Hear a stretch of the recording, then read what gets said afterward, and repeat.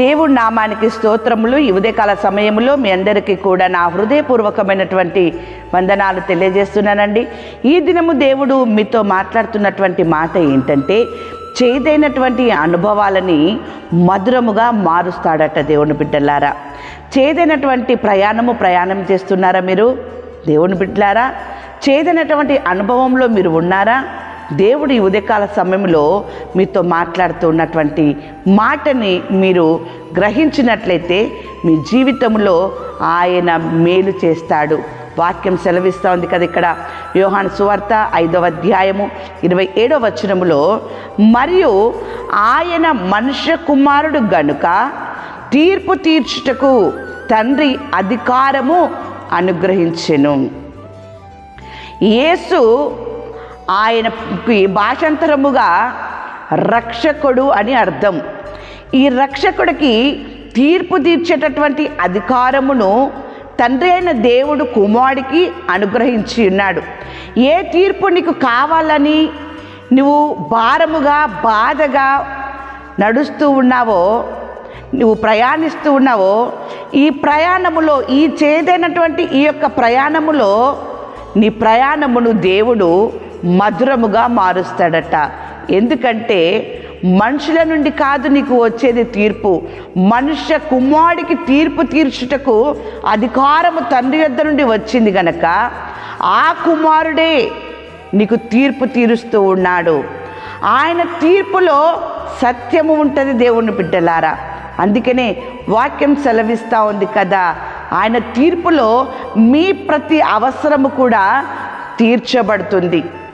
తీర్పు తీర్చుటకు సర్వాధికారము కూడా కుమారుడికి అప్పగించబడి ఉన్నది. ఆ కుమారుడే నీకు తీర్పును తీర్చి నీ యొక్క చేదైనటువంటి స్థితిని మధురముగా సంతోషముగా మార్చబోతూ ఉన్నాడు. వాక్యం సెలవిస్తూ ఉంది కదా ఇక్కడ లూకా సువార్త 10వ అధ్యాయము 41వ వచనములో, యేసు మరియా మార్తా నివాసము చేస్తున్నటువంటి ఇంటికి వెళ్తారు. అయితే యేసు పాదాల దగ్గర మరియా కూర్చొని యేసు చెప్పుచున్నటువంటి మాటల్ని వింటూ ఉంటుంది. అప్పుడు మార్తా యేసు దగ్గరకు వస్తుంది. అక్కడ చూడండి, వాక్యం సెలవిస్తూ ఉంది, అందుకు ప్రభువు, మార్తా మార్తా, నీవు అనేకమైన పనులను గూర్చి విచారము కలిగి తొందరపడుచున్నావు, కానీ అవసరమైనది ఒక్కటే. చూడండి, విస్తారమైనటువంటి పనులు పెట్టుకొని ఉంది. యేసు దగ్గరకు వచ్చి తొందరపడి కొన్ని మాటలు మాట్లాడుతున్నప్పుడు యేసు ఆమెతో అన్నటువంటి మాటలు చూసినట్లయితే అక్కడ అవసరమైనది ఒక్కటే అంటూ ఉన్నాడు. దాని కింద మనము చూసినట్లయితే అవసరమైనవి కొన్నియే అని తెలియజేస్తూ ఉంది. నీకు కావలసినవి అవసరమైనవి కొన్నే. అవసరము లేని వాటిని నీవు ప్రభు దగ్గర అడుగుతున్నావు, శ్రమ పడుతున్నావు, ఫలితము రాదు. దేవుని బిడ్డలారా, ఎందుకంటే సర్వాధికారము కుమారుడికి అనుగ్రహింపబడినది. తీర్పు తీర్చుటకు, న్యాయము చేయుటకు, నీకు అవి ఇవ్వబడుటకు, నిన్ను విడిపించుటకు సర్వ అధికారము కూడా కుమారుడికి ఇవ్వబడింది గనక అన్నీ కూడా నీకు అవసరమైనవి కాదు, కొన్ని మాత్రమే నీకు అవసరమైనవి.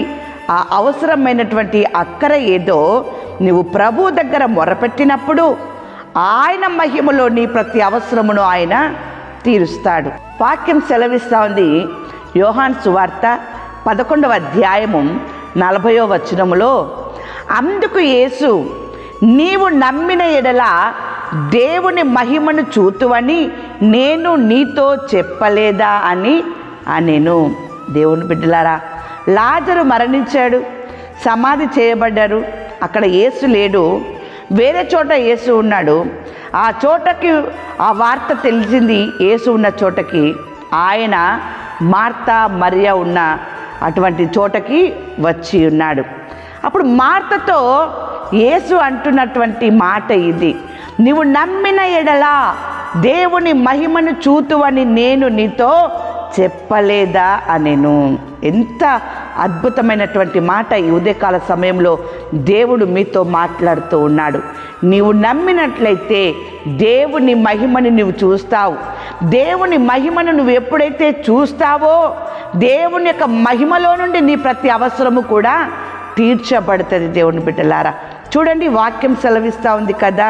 యోహాను సువార్త 11వ అధ్యాయము 41వ వచనంలో మనం చూసుకున్నట్లయితే యేసు కన్నులు పైకెత్తి, తండ్రి, నీవు నా మనవి వినినందున నీకు కృతజ్ఞతాస్తుతులు చెల్లించుచున్నాను.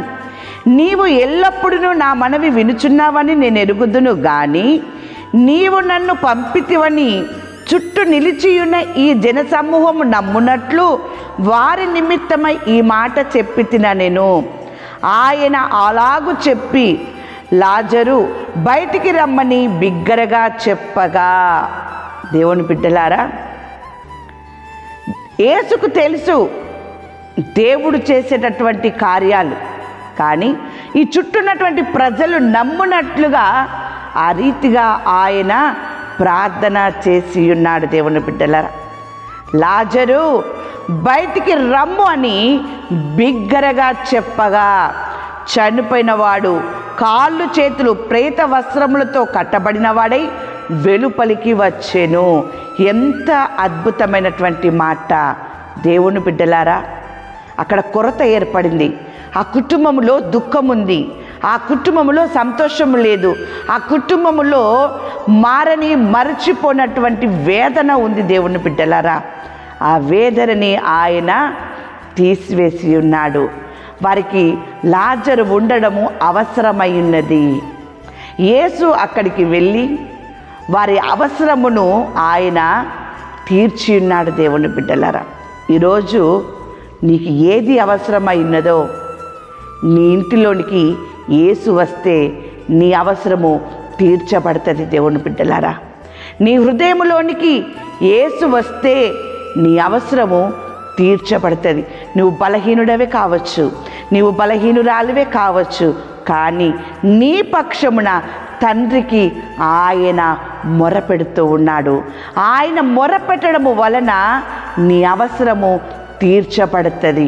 ఈ మాట నీవు నమ్మినట్లయితే ఈ ఉదయకాల సమయంలో దేవుడు నీతో మాట్లాడుతున్నటువంటి మాట. దేవుని బిడ్డలారా, ఫిలిప్పీలకు రాసిన పత్రిక 4వ అధ్యాయము 19వ వచనము, క్రీస్తు యేసునందు మహిమలో మీ ప్రతి అవసరమును తీర్చును. దేవుని బిడ్డలారా, అటువంటి మీ అవసరతలు ఏవైతే ఉన్నాయో ఆ అవసరతలన్నీ కూడా నీ యేసు తీర్చును గాక. ఆమేన్.